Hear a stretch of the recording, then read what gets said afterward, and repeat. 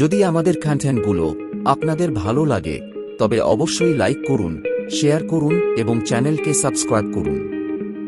Subscribe করার পরে bell আইকনটি অবশ্যই দিয়ে রাখবেন যাতে আগামী সমস্ত ভিডিওর নোটিফিকেশন আপনাদের কাছে পৌঁছে যায়। নমস্কার সবাইকে। অ্যাক্রোপলিসের আরও একটি এপিসোডে আপনাদের সবাইকে স্বাগত। আমাদের সাথে রয়েছেন স্নেহাংশু দাশগুপ্ত, আমাদের সবার প্রিয় সুমনদা। আমি তানিয়া সেনগুপ্ত। আজকে সুমনদার সাথে একটি বহুল প্রচলিত এবং গুরুত্বপূর্ণ বিষয় নিয়ে, তার সাথে একটু ইতিহাসের আঙ্গিকে নতুন আলোচনা শুরু করব। সুমনদা, নারী স্বাধীনতা, এটা তো আমাদের একটা বলতে পারেন দৈনন্দিন আলোচনার একটা বিষয় হয়ে গেছে। তো নারী স্বাধীনতায় আমাদের ভারতবর্ষ তথা প্রাচ্য এবং পাশ্চাত্য, এই দুটির তুলনা যদি আমরা করি তাহলে আমরা কি দেখতে পাই? আপাত দৃষ্টিতে আপনি যদি আজকের প্রজন্মের, আজকের জেনারেশনের কাউকে জিজ্ঞাসা করেন যে নারী স্বাধীনতা কোথায় বেশি, সে কিন্তু এক কথায় বলে দেবে পাশ্চাত্যে নারী স্বাধীনতা অনেক বেশি এবং আমরা মেয়েরা অনেক বেশি ডিপ্রাইভড, অত্যাচারিত এবং আমাদের সাথে অনেক রকমের অন্যায় করা হয়ে থাকে। কিন্তু আসলে চিত্রটা ঠিক কী রকম? এবং পাশ্চাত্য কি চিরকালই এতটা উন্মুক্ত ছিল? সেখানে নারীদের জায়গাটা আগে কিরকম ছিল যদি আপনি বলেন। দেখুন, ইতিহাসে প্রেক্ষাপটে বললে যদি আমাদের নারীর কথাই বলি প্রথম, পাশ্চাত্যটা পরে আসছে। আচ্ছা, আমরা ইতিহাসে যে মহিষী নারীদের কথা বলি, বৈদিক যুগে গার্গী, মৈত্রী, লোপামুদ্রা, বিশ্ববালা, এরা যারা ছিলেন, এরা একজন স্কলার ছিলেন এবং এরা নিজেদের নামে গুরুকুল চালাতেন, মানে সমাজকে তারা পরিচালনা করতেন। তা এখন ব্যাপারটা হচ্ছে জানতে হবে যে নারী স্বাধীনতা বলতে কি বোঝায়। এই ব্যাপারটা না, এই কনসেপ্টটাই গুলিয়ে দেওয়া হয়েছে। নারী স্বাধীনতা মানে কি, মানে আমি নিজেও কনফিউজ, জানি না। যেসব ন্যারেটিভ বা যেই ধরনের জিনিসপত্র আমরা দেখতে পাচ্ছি চারদিকে, মানে একটি মেয়ে হয়তো দেখতাম দুদিন আগে সালোয়ার কামিজ পরতো বা শাড়ি পরতো, এখন সে মিনি স্কার্ট, হট প্যান্ট পরে ঘুরে বেড়াচ্ছে, মানে তার শরীরে অর্ধেকের বেশি অংশ সে দেখাচ্ছে। সেটা নাকি তার স্বাধীনতা। মানে এটা পাশ্চাত্যে হয়। পাশ্চাত্যে কেন হয় তার কারণ আছে, কিন্তু সেটা আমাদের দেশে দাঁড়িয়ে আমাদের পরিপ্রেক্ষিতে কেউ যদি ভাবে এটা নারী স্বাধীনতা, শুধু তাই না, সে ওপেন এমন কিছু বিহেভ করছে যেটা আমরা অভ্যস্ত নই আমাদের সমাজ অনুযায়ী, আমাদের প্রেক্ষাপটে। এবার আপনি সেটা কিছু বলতে গেলে সে বলছে এটা আমার স্বাধীনতা হস্তক্ষেপ করা হচ্ছে। এখন এই স্বাধীনতার যে মার্জিনটা, সমস্যা হচ্ছে এটা কতটা এবং তার পরিমাপগুলো কি কি, এইখানে কনফিউশন রয়ে গেছে। এবং কনফিউশন কেন রয়ে গেছে, এই কনফিউশনগুলো করা হচ্ছে, এটা একটা চক্রান্ত। এবার এই পাশ্চাত্য যেটা আমরা এখন নকল করা হচ্ছে, আমি বলছি না তা বলে কেউ স্কার্ট পরবে না, কেউ প্যান্ট পরবে না, এগুলো পরা অন্যায়, আমি সেটা বলছি না। মেন হচ্ছে আপনার ম্যানিফেস্টেশনটা কি। আপনি ধরুন আপনি একজন সাঁতারু, সেখানে আপনাকে তো সাঁতারু কস্টিউম পরতেই হবে। আপনি তখন শাড়ি পরে তো সাঁতারু হতে পারবেন না। বা আপনি ধরুন লন টেনিস খেলছেন, তখন সে স্পোর্টসের যা ড্রেস আপনাকে পরতে হবে, সেটা অন্য কথা। কিন্তু আপনার প্রয়োজন নেই, আপনি রাস্তায় সাঁতারুর ড্রেস পরে ঘুরে বেড়াচ্ছেন। তো এই ক্ষেত্রে আমার মনে হচ্ছে স্বাধীনতার নামে এটা স্বেচ্ছাচার হচ্ছে, আর কিচ্ছু না।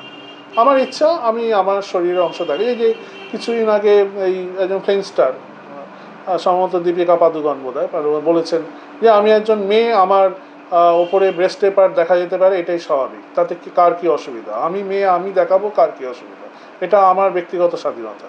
তো এখন এরকম ব্যক্তিগত স্বাধীনতা যদি আমরা সবাই শুরু করে দিই, আমি যদি আমি ছেলে, আমার শরীরে সব অংশ লোকে দেখতে পাবে, আমি দেখাবো, কার কি। তা এখন আমরা তো একটা সমাজবদ্ধ জীব, তাহলে জঙ্গলে যেটা চলে, জঙ্গলে পশু পাখি যারা থাকে তাদের পোশাকের প্রয়োজন হয় না, কারণ তাদের সমাজে সেটা কোনো ভ্যালু নেই। কিন্তু মানুষ সমাজে যেহেতু লাজ লজ্জা, তার একটা আব্রু, এগুলো একটা সম্মানের ব্যাপার আছে, এবং সেই সমাজের একটা অন্যতম সবচেয়ে প্রাচীন সমাজের মধ্যে ভারতবর্ষ এবং অতি উন্নত সমাজ।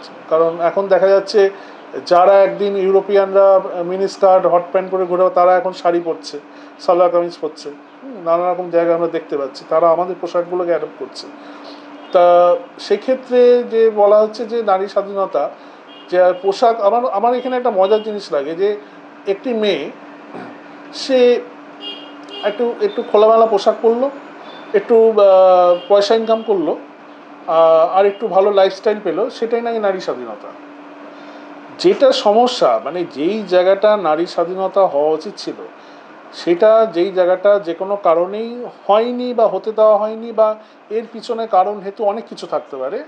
আমরা তো আর সমাজতত্ত্ববিদ নই বা আমি কোনো স্পেশালিস্ট নই, কিন্তু আমি যেটুকু বুঝি যে একটি নারীর আসল পরিচয়টা কি। আনফর্চুনেট এটা কিন্তু আগে ছিল না। ভারতীয় নারীদের লোপামুদ্রা, বিশ্বভারা, এদের পরিচয় কিন্তু পরবর্তী জেনারেশন বেঁচেছে। এরকম বহু আমাদের ইতিহাসে বহু আছে এরকম উদাহরণ।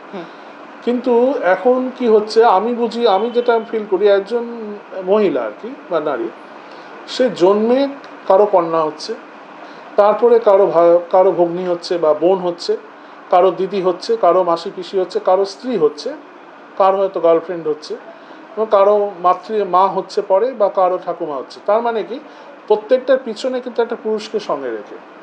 দেখুন এই জায়গাটা, মানে তার যা পরিচিতি, সেই পরিচিতির একটি মানুষ একটি পুরুষকে সামনে রেখে তার পরিচয় হচ্ছে। কিন্তু আমাদের বেদিকে, যে আমাদের যখন সেই আমাদের বেদিক মানে কি, মানে জ্ঞানের যুগ, তখন কিন্তু তাকে একটা, আচ্ছা গার্গীর বাবার নাম আমরা জানতে পেরেছি, আপনি জানেন? না, কেউ জানি না। মৈত্রী বাবার নাম তার থাকতে নিশ্চয়ই, তার কিন্তু আকাশ থেকে পড়েনি, তার বাবা মা নিশ্চয়ই এরকম, যখন একজন নারী তার নিশ্চয়ই বাবা মাও সেরকম। বিদ্যাসাগরের মা সেরকম মা ছিলেন বলেন বলে বিদ্যাসাগর হয়েছিলেন, এমনি তো হয়নি। স্বামী বিবেকানন্দর মা সেরকম মা ছিলেন বলে স্বামী বিবেকানন্দ হয়েছেন। তেমনি গার্গী মৈত্রীদের মা বাবারাও নিশ্চয়ই সেরকম পর্যায়ের মানুষ ছিলেন, নাহলে তো ওরকম মহিষের নারী তো হওয়া সম্ভব না। তা আমরা কি তাদের বাবা মার নাম জানি? জানি না তো। তা আমরা জানি গার্গী একজন স্কলার, বিশাল স্কলার। আচ্ছা এই যে ধরুন আমাদের, তারপরে ধরুন আজকে আরও যে সীতা সাবিত্রীর নাম বলা হয়, সীতার সঙ্গে শ্রীরামচন্দ্রের নাম আছে, কিন্তু সীতার কিন্তু নিজস্ব একটা তার আইডেন্টিটি আছে। সে জানকী কন্যা, সে কিভাবে জনক রাজা, সেই যেহেতু তার সীতা তার শীত থেকে পেয়েছিল, এবং সে তার একটা আদর্শ ছিল, তিনি আদর্শ কিন্তু কম্প্রোমাইজ করেননি। সেটার ভুল ঠিক বিতর্ক থাকতে পারে, কিন্তু উনি কিন্তু সেই অগ্নি কুণ্ডে উনি প্রবেশ করেছিলেন। এবার কেন করেছিলেন তারও বিকৃত ব্যাখ্যা হয়, তিনি যে কারণে করেছিলেন তার ব্যাখ্যাটাকে ঘুরিয়ে দেওয়া হয়, সেটা না, সেটা অন্য কথা। কিন্তু এই আমাদের দেখুন, যেমন এই যে ঝাঁসি রানী লক্ষ্মীবাই, বা আমাদের কিছুদিন আগে প্রীতিলতা ওয়াদ্দার, তার মানে কি তারা তাদের তাদের কর্ম, তাদের নিজস্ব কর্ম এবং প্রতিভা দিয়ে তাদের সমাজে তাদের চিহ্ন রেখে গেছেন। তাদের বাবা কে ছিলেন, মা কে ছিলেন, ভাই কে ছিলেন, দাদা কে ছিলেন, হাজবেন্ড কে ছিলেন, সেটাই কিছু প্রয়োজন কিন্তু তাদের পড়েনি। তা আমি মনে করি এটা নারী স্বাধীনতা, তার নিজের একাকিত্বে তার যোগ্যতা, তার নিজের একক যোগ্যতা, প্রতিভা, তার সততা, নিষ্ঠা এবং কর্ম দিয়ে তার সমাজে সে যে পরিচয় যদি রাখতে পারে, সেটাই হচ্ছে সবচেয়ে বড় স্বাধীনতা। আমি কি জামা কাপড় পরলাম, কি গাড়ি চললাম, কিভাবে থাকলাম, দেখুন এখন ব্যাপার হচ্ছে যে আপনি যদি ব্রুনেই সুলতান বা এই যে দুবাইয়ের সুলতান, তার বিরাট কোটিপতির মেয়ে, সে প্রচণ্ড স্বাধীন, তাকে নাকি পৃথিবী, তার গাড়ি নাকি সোনা, মানে গোল্ড প্লেটেড, তার নাকি রোলস রয়েসটা পুরো গোল্ড প্লেটেড, মানে গাড়িটার দামই নাকি 50 না 100 কোটি টাকা। তো কি হয়েছে, সে তো সেই সুলতানের আন্ডারে, তার নিজস্ব তো কোনো, দেখবেন ও তার নামে সোশ্যাল মিডিয়া ইউটিউবে ভিডিও আসে, অমুক সুলতান, দুবাইয়ের অমুক সুলতানের মেয়ে, কিন্তু ওই মেয়েটির কিন্তু আলাদা কোনো পরিচয় আসে না কিন্তু না। অথচ সে কিন্তু সে এমনকি সে ইউরোপিয়ানদের মতো জামা কাপড় পরে, সে শর্ট জামা কাপড় পরে, সে নানা রকম মিনিস্কার্ট থেকে শুরু করে এভরিথিং পরে, কিন্তু তার কি তার নিজের পরিচয় বাঁচতে পারছে? সেটা পাচ্ছে না। আমার মনে হয় এই জায়গাটা নারী স্বাধীনতা ব্যাপারটা এখানে দেখুন, এখন সমস্যাটা হচ্ছে এই যে ফেমিনিজম বা এই পুরুষ শাসিত সমাজ, নারী শাসিত সমাজ, এই যে একটা অদ্ভুত একটা ফেক ন্যারেটিভ তৈরি করা হয়েছে, এর কোনো ভিত্তি নেই। মানে এই সমাজটা আমাদের, অন্তত ভারতীয় সমাজটা না পুরুষ শাসিত না নারী শাসিত। আমাদের একটা নীতি, আমাদের একটা সনাতন আদর্শ আছে, সেই ভাবে আমরা চলি। এখানে দেখুন তাই যদি হতো যে পুরুষ প্রধানই নাকি সব কিছু, তাহলে তো এতগুলো দেবীকে পুজো করা হতো না তো। কারণ আমরা তো গডেসকে ওয়ার্শিপ করি। এবার আপনি বলতে পারেন যে তাহলে নারীদের, এই যে এখন একটা প্রশ্ন আসে, নারীদের পৈতে থাকে না কেন? নারীদের পৈতে থাকে না, ছিল না এটাকেও বলেনি, কোনো একটা কারণে তাদের পৈতে তাদের ত্যাগ করা হয়েছে। এবং সেই ক্ষেত্রে যেমন আমাদের দেশের মেয়েরা কোনোদিন এর আগে ঘোমটা দিত না, এখন যেমন ঘোমটা দেয় বিবাহিত নারীরা, আমরা দেখেছি তারা ঘোমটা দেয়, তারা একটা আব্রু মেনটেন করে, তারা একটা পর্দা বজায় করে, সেটা কিন্তু করতো না। এটা করেছে কিন্তু ইসলামিক রুল হওয়ার পর, কারণ যেহেতু তারা তাদের মেয়েদের বোরখা পরিয়ে রাখতো, ঘোমটা হিজাব পরিয়ে রাখতো, তারা বাধ্য করেছিল আমাদের হিন্দু মেয়েদেরও মাথার সামনে টেনে ধরা। তার আগে কিন্তু আপনি বলুন তো আমাদের দেশে একটা দেবদেবী দেখান তো যে ঘোমটা পরে আছে, দেখাতে পারবেন না তো। একজন দেবীও নেই কিন্তু যে ঘোমটা পরে আছে, ঘোমটা নেই তো। আমাদের ঘোমটা দেওয়ার নিয়ম ছিল না, ঘোমটাটা এসছে কিন্তু এদের থেকে, অর্থাৎ মানে মেডিভেল যে মিডল ইস্ট, যার মধ্য এশিয়া থেকে আক্রমণকারী, আরব থেকে আক্রমণকারী যারা এসে পর্দা প্রথায় যারা বিশ্বাসী, তারা এগুলো চালু করেছে। কিন্তু হ্যাঁ, তা বলে আমরা এটা আবার এটাও সমর্থন করিনি কোনোদিনই যে ঘোমটা না থাকতে পারে, তুমি তোমার যেটা সুন্দর প্রাকৃতিক চেহারা তুমি নিশ্চয়ই দেখাবে, কিন্তু তুমি তোমার শরীরের কিছু অংশ, যেটা তোমার প্রাইভেট প্লেস, যেটা একমাত্র তোমার নির্দিষ্ট কিছু মানুষ, সে তোমার স্বামী হতে পারে, প্রেমিক হতে পারে, যে তাকে দেখানো ছাড়া তুমি সমাজের কাছে উন্মুক্ত করে দিয়ে তুমি একটা স্পেশাল প্রিভিলেজ পাচ্ছ, বা তুমি একটা এন্টারটেন করছো, তুমি মানুষকে প্রভোগ করছো, এইটা স্বাধীনতা না। আমি মনে করি এইটা স্বাধীনতা হতে পারে না, তুমি ওটাকে মিস ইউজ করছো। আমি মনে করি তোমার স্বাধীনতা এটা অপপ্রভাব। এবার এটাকে অনেকে বলবো না এটাও আমাদের স্বাধীনতা, তাহলে যদি তাই স্বাধীনতা হয় তাহলে এবার তো আমাকে ইতিহাসের পাতাতে যেতেই হবে। ইতিহাসের পাতাতে যদি যাই, এই যে যাদেরকে আমরা অনুকরণ করি, মানে আমরা মানে সোকল ব্রিটিশ আমেরিকান যাদের আমরা বলি, আচ্ছা দেখবেন ইংরেজিতে একটা কথা আছে, আমি এর আগেও বলেছিলাম, এভরি লেডিস অ্যান্ড জেন্টিলম্যান। ওই জেন্টিল ওম্যান কেন বলে না ওরা? তার কারণ হচ্ছে ওদের মেয়েদের কোনো সম্মানই ছিল না। ওরা তার কারণ আপনারা হয়তো জানেন যে আমরা ব্রিটিশের আন্ডারে 200 বছর ছিলাম, আর ব্রিটিশরা রোমের আন্ডারে 1000 বছরের উপর পরাধীন ছিল। এবং ব্রিটিশদের সব মহিলাদের রোমের একটা সময় ছিল রক্ষিত হয়ে থাকতে হতো। এমনকি সেই ছবি আপনি এখনো ক্লিক করলে পাবেন, আপনি গুগলসে ক্লিক করুন, আপনার বইটাই ঘাটতে হবে না। রোমের রাস্তায় ব্রিটিশ মহিলা, ফ্রেঞ্চ মহিলাদের জামা কাপড় তাদের পরার অধিকার ছিল না, তাদের পুরো ন্যাকেড হয়ে ঘুরিয়ে নিত, এবং রাস্তা দিয়ে সকালবেলায় ঘোরাতো, এবং যেই রাজপুরুষে পছন্দ হতো সে তুলে নিয়ে যেত তাকে, তাদের থাকতে হতো। এবং সেই জন্য তার শব্দ হলো মাদাম, মাদাম থেকে ম্যাডাম শব্দটা এসছে।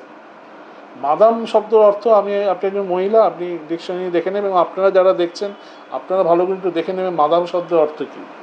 তো এখন ব্যাপার হচ্ছে এইবার তারা স্লেভ ছিল, এবার স্লেভ দেওয়া মানে যেটাকে খুব বাজে ভাষায় যৌনদাসী, মানে রোমানদের যৌনদাসী ছিল ইউরোপিয়ানরা পুরো, একমাত্র জার্মান বাদে, জার্মানদের স্বায়ত্তশাসন ছিল, এছাড়া ব্রিটিশ, ফ্রেঞ্চ, এই স্পেন থেকে শুরু করে সব রোমের আন্ডারে ছিল। এবং রোমান রাজপুরুষরা তাদেরকে নিয়মই ছিল যে ব্রিটিশ, ফ্রেঞ্চ, অন্যান্য ইউরোপের ঘরে কোনো কন্যা হলে আগে অর্ঘ্য দিতে হবে রোমান রাজাদের, এটা নিয়ম ছিল। সেই জন্য পরে তারা ম্যাডাম হবে, ম্যাডাম হওয়ার পর তারপর তারা বিয়ে করবে।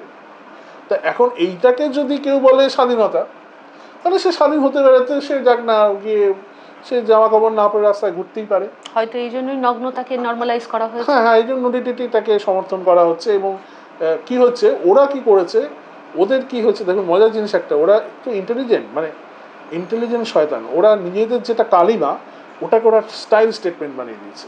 যেমন ধরুন এই যে টাই পরা, ব্রিটিশরা যে টাই পরে আমরা জানি টাইটা কি, ওরা যখন রোমের কাছে পরাধীন ছিল, ওরা তো রোমানদের দাস ছিল, ওই ল্যাটিন শব্দ স্যারিও থেকে স্যার শব্দটা এসছে আমরা জানি, মানে যাদের দাসদের যে অধিপতি সে হলো স্যার অ্যাকচুয়ালি। তো তাদের গলায় একটা গলাবদ্ধ কুকুরের যেমন বাঁধা হয়, ওদের একটা দিয়ে ওখানে দাসদের নাম লিখে দেওয়া হতো। ওটা করলো কি, ওরা যখন স্বাধীন হলো ওই স্লেভারি সিম্বলটাকে ওটা স্টাইল স্টেটমেন্ট মানে ওটাকে টাই বানিয়ে দিল, তো সুন্দর ডিজাইন করে। তখন তার রোমের আন্ডারে নেই, ওরা ওই নাম ঠামা থাকলো না, আর ওই সিরিয়াল নাম্বার কয়েদিতে লাগলো না, ওরা ওটাকে সুন্দর একটা স্টাইল স্টেটমেন্ট বানিয়ে ফেললো। এটাই কিন্তু আবার গর্ব করে দেখুন আমরা এশিয়ানরা যখন কোলোনাইজ হলো, যখন ওরা আমাদের এখানে আসলো, আমাদের বললো যে তুমি স্যুট পরো, টাই পরো, এ করো, আমরা টাই পরো, এখন আমরা জানিও না যে এর মানে কি। হ্যাঁ, এটার মানে কি? আচ্ছা বলুন, এই যে শীত, যেখানে লন্ডনে বা ইউরোপে শীতকালে মাইনাসে ঠান্ডা থাকে, আচ্ছা আপনি এটা একটু আমার ছোটবেলা থেকে না আমার ব্যাপারটা একটুখানি অযৌক্তিক লাগতো, মানে আমি আবার যুক্তি ছাড়া কোনো কিছু মানতে চাই না। আচ্ছা এত মোটা ঠান্ডা, তো ওভারকোট, লং কোট, ব্লেজার পরে আছে, শরীরে এখানটা ছেড়ে এখানটা সরু শুধু কাপড় দেওয়া, এটা নাকি টাই। আচ্ছা এটা কি ঠান্ডা আটকায়? টাই কি ঠান্ডা আটকাতে পারে? না, পারে না তো।